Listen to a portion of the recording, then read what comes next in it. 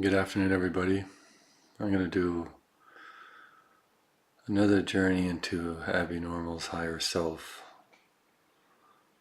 I did the journey the first time, but I want to know more about this red-headed woman. I want to also know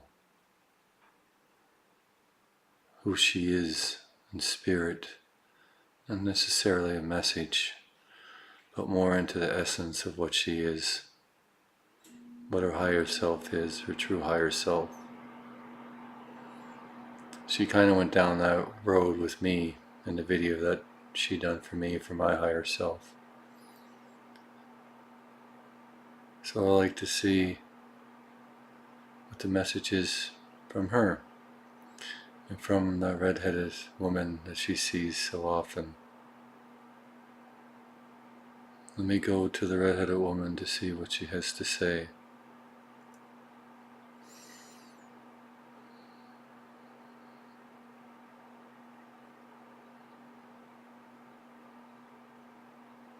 She appears to me with no clothes, long hair, not too long. That she covers her breast with the long hair. Her eyes are blue, and she moves very silently. Her gaze does not leave mine. I walk up to her. She smiles at me and grabs me by the hands and starts to run with me. We run really fast and we jump off a cliff and we start to fly. We go through a doorway and now we're in space, traveling very far, very fast. The lights of the universe flying by us. We stop, not sure where.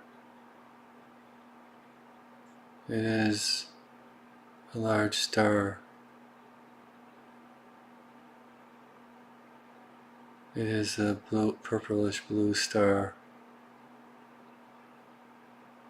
And she points down to a planet.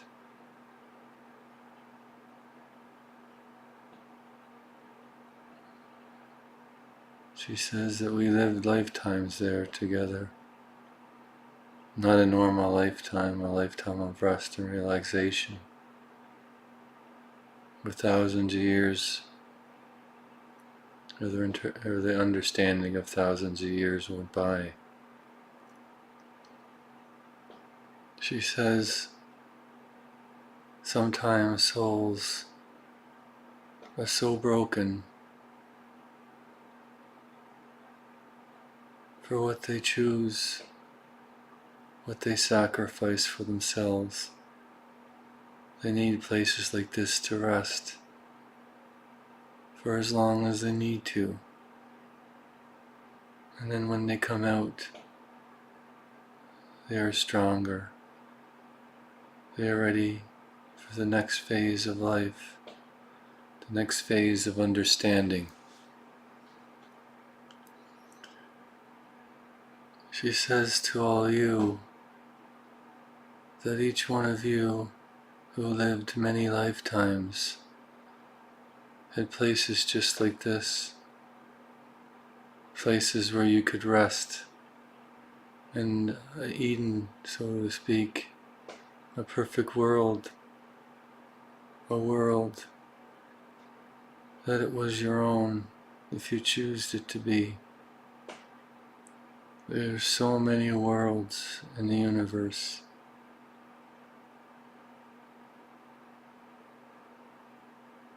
So many in the dimensional worlds, in the multiverse. There are so many places like this.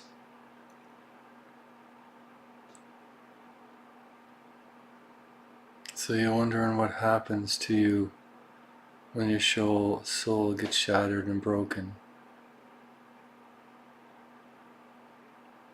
You go to worlds like this to heal, to meditate, to bring back than parts of yourself.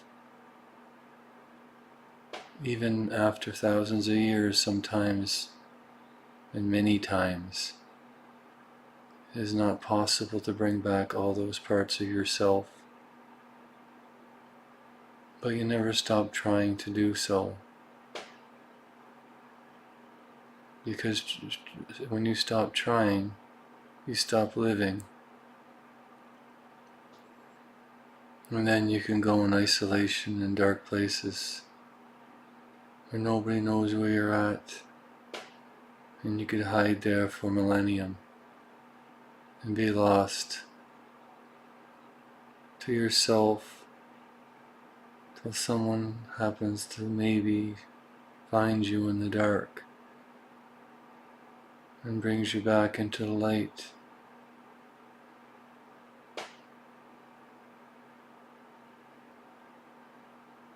Sometimes that happens to souls that are broken.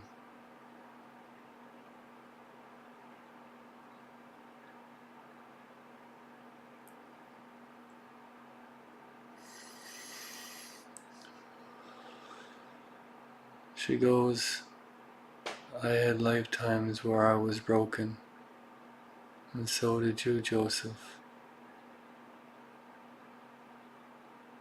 But do you give up?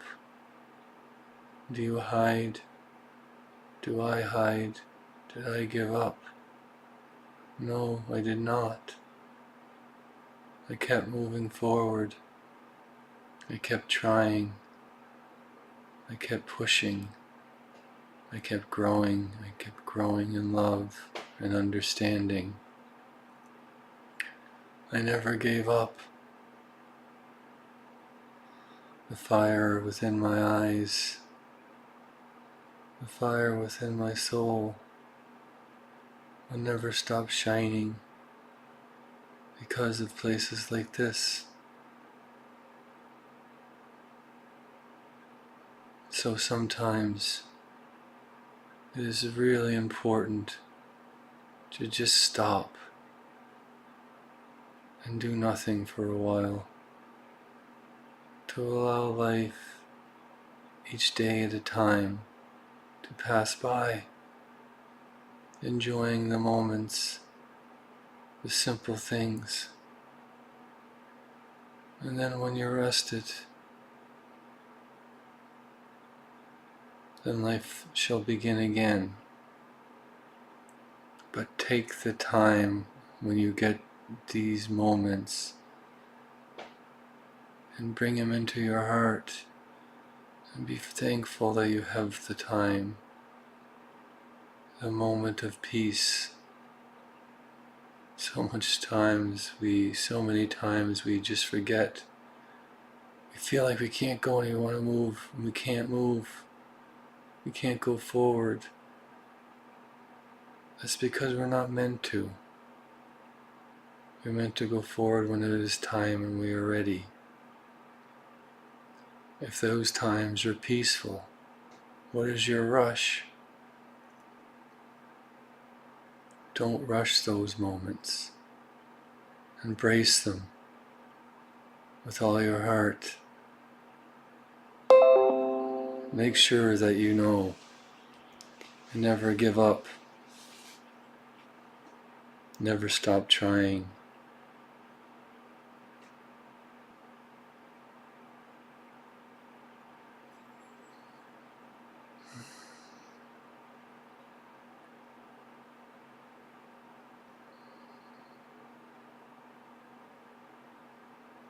Remember,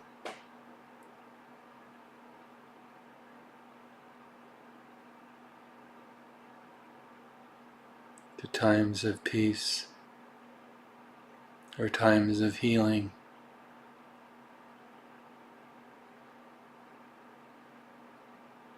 I take the tear and wipe it from her eyes. I touch my hand on her heart.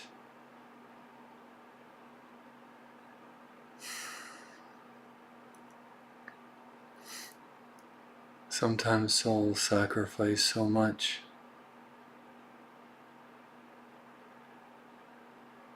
So when you look into their souls, you start to understand why they are the way they are, why things are the way they are. You start to respect, you start to give thanks for what you have in your life,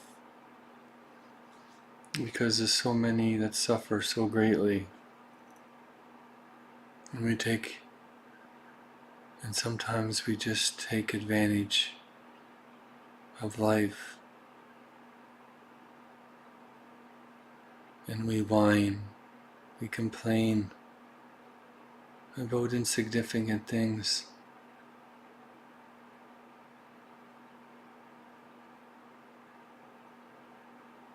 When you touch an ancient soul's heart, you see explosions of lifetimes that shoot out for as far as you can see.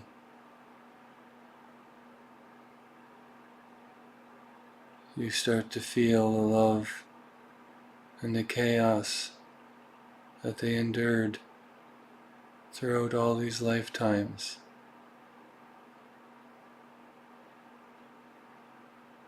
Well, let's go to the beginning of Abbey's lifetime, of Abbey's creation, to see what comes up.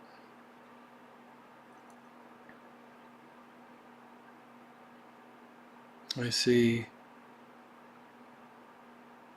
light in the dark. It is a speck of light that is searching in the darkness.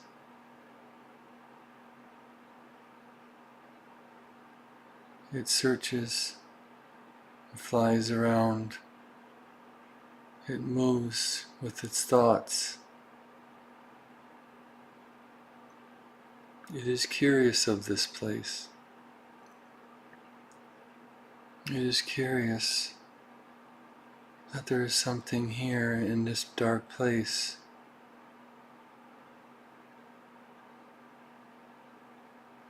I go back even further to a large star off in the distance, where I get closer and it is not a star at all.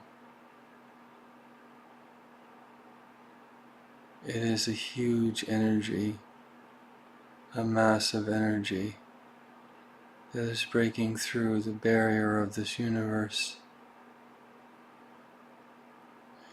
and it rips a tear in time and space, and light comes into it, into this place, lots and lots of light.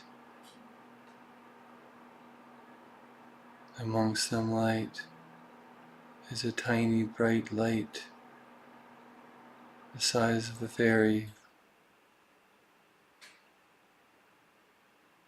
She flies around, and she is so curious about everything in this place. I go in even further, and I see a massive energy of light and the spirits that fill this place. There are so many tiny spirits, but size isn't important, because if I shrink down to that size, it will be that tiny. The brightness of these lights is amazing.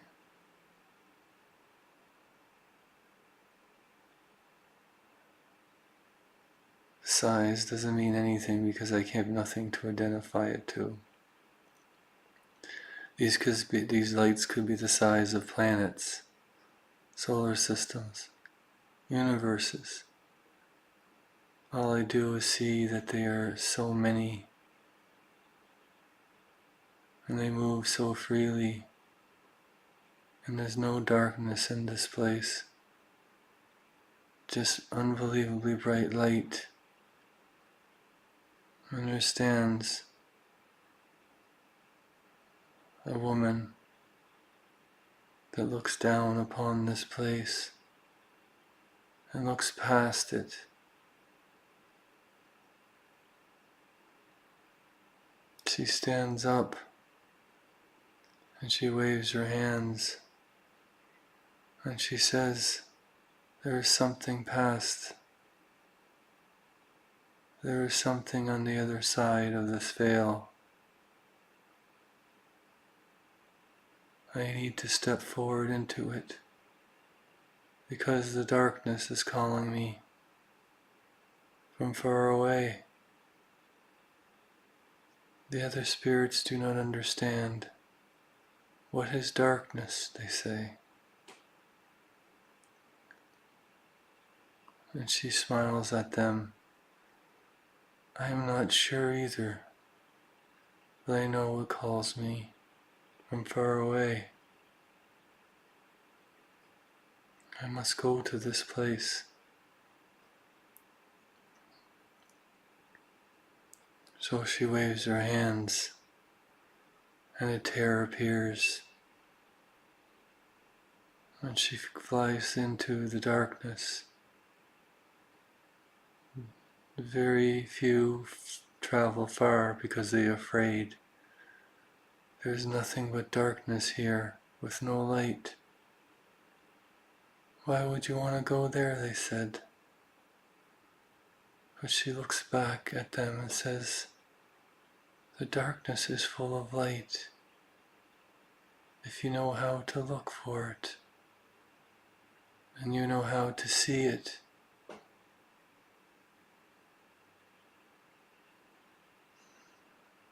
I go back even further.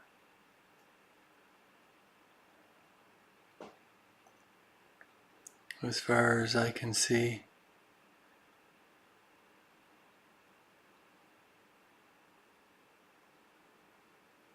this world of light without darkness is very vast. It is like two massive, massive galaxies that sit side by side. One of light and one of darkness. One not truly understanding either one. It is an interesting viewpoint. There is no gray in between. There is just pure light and pure darkness.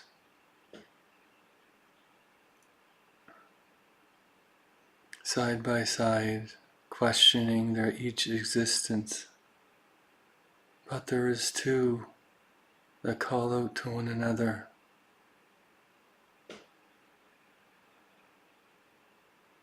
And they hear one another. She looks back and says to them all, "I do not know when I will return.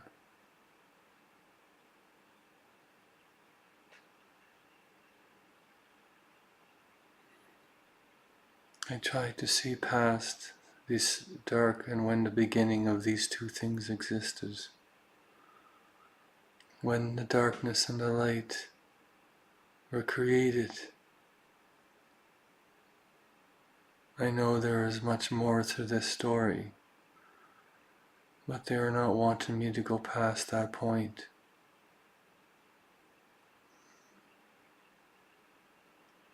I see her looking into the darkness once again, searching. Something moves in the darkness.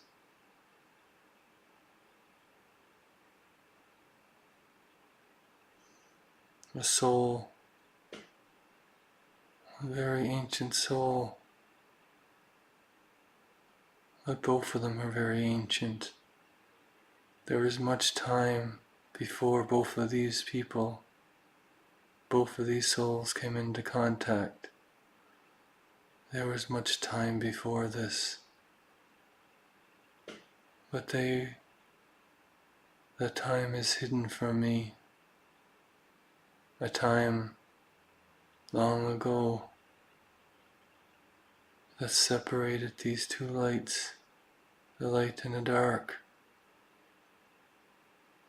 that so much time has gone by that these two souls forgot about one another until now.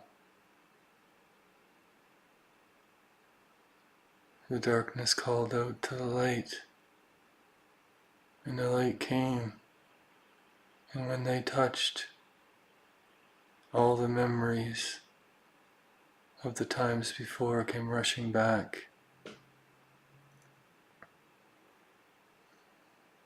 There was a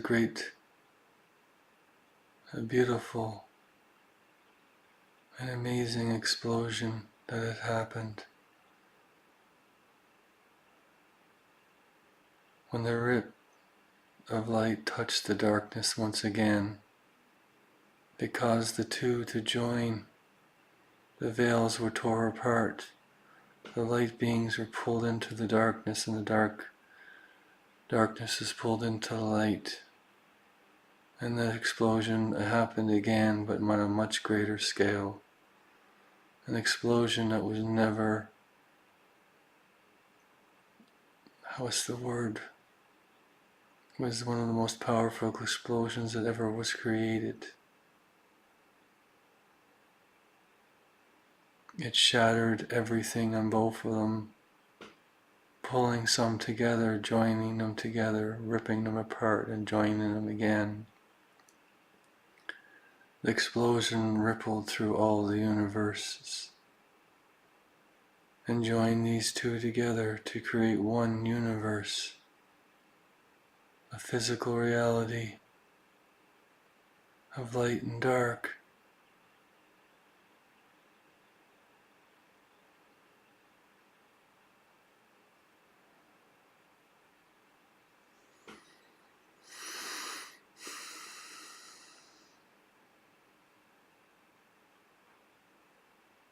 Sometimes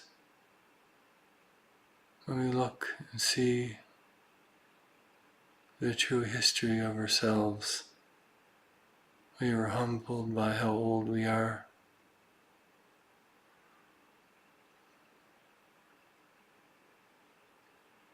And you have to wonder,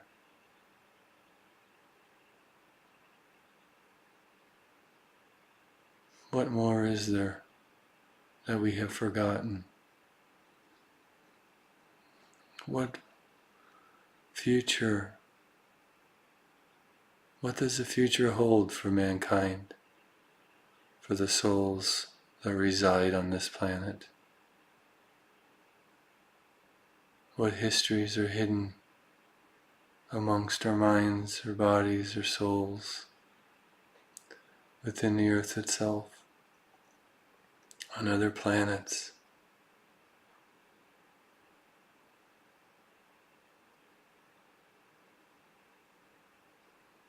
The red-haired woman looks at me again,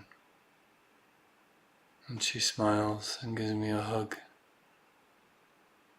and says, there is many beautiful things that will happen on this world if we choose the right path.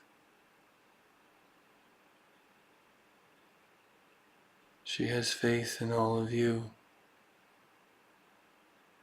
She has faith in me.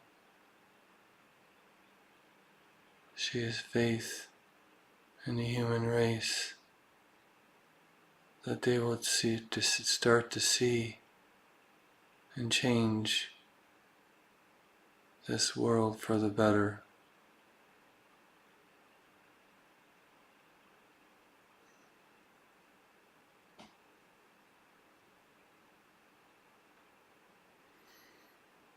It's all that's being shown to me right now.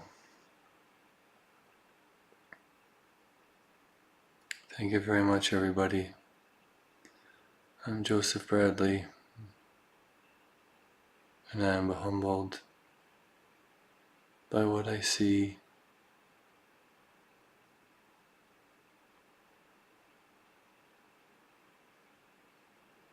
I am humbled by so many things that Spirit shows me.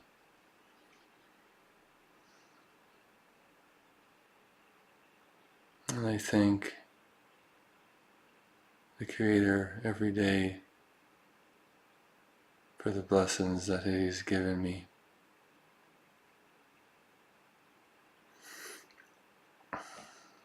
If you wish to do a journey with me today or in the future, you can visit my website at amonrosawakening.com. You can also visit my Northern Lights page. I'm a professional Northern Lights photographer at josephbradleyauroras.com. Thank you very much, everybody, and have a wonderful day.